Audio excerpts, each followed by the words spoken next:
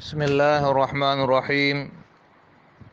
نحمده ونصلی علی رسولہ الکریم اما بعد فاعوذ باللہ من الشیطان الرجیم بسم اللہ الرحمن الرحیم۔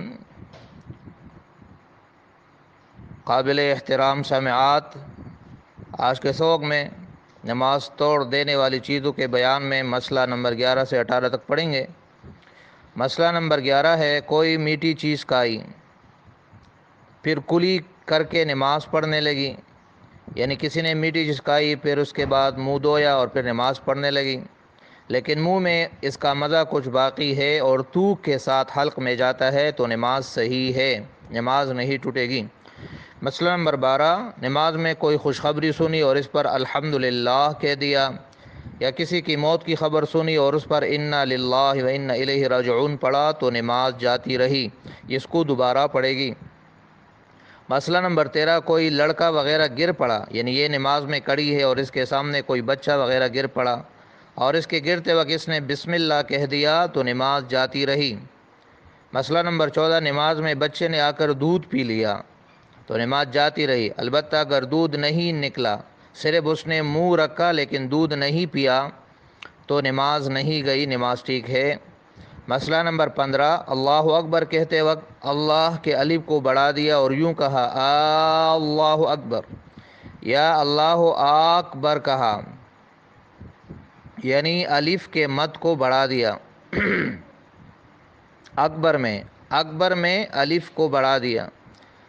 تو نماز جاتی رہے۔ اسی طرح اگر اکبر کی بے کو بڑھا کر پڑھا، یعنی اللہ اکبر، تو بھی نماز جاتی رہی۔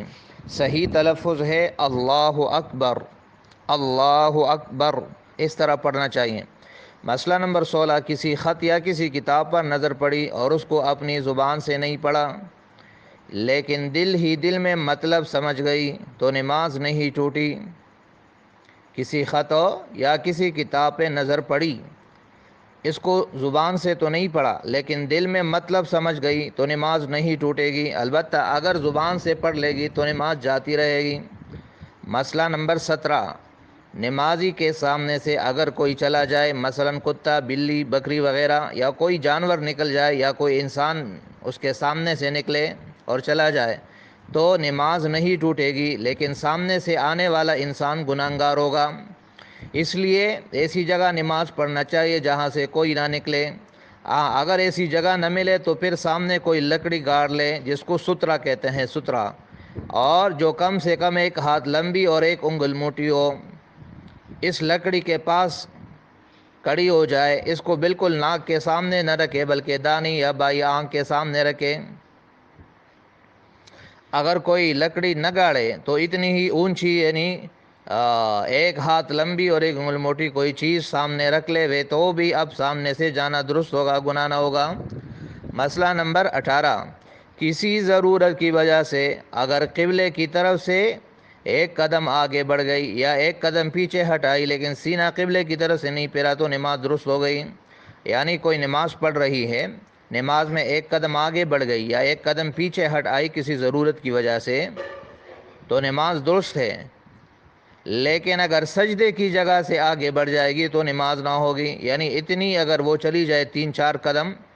کہ سجدے کی جگہ سے بھی آگے بڑھ جائے گی تو اس طرح یہ عمل کثیر ہے اور اس کی نماز اس سے فاسد ہو جائے گی، لیکن 1 قدم آگے یا پیچھے ہٹنے سے اس کی نماز جو ہے وہ درست ہوگی اور نماز نہیں ٹوٹے گی۔ یہاں نماز توڑ دینے والی چیزوں کا بیان ختم ہوگی، آگے جو چیزیں نماز میں مکروہ اور منع ہے ان کا بیان انشاءاللہ پڑھیں گے۔ اللہ تعالی ہمیں اس کو سمجھنے اور ان پر عمل کرنے کی توفیق عطا فرمائیں۔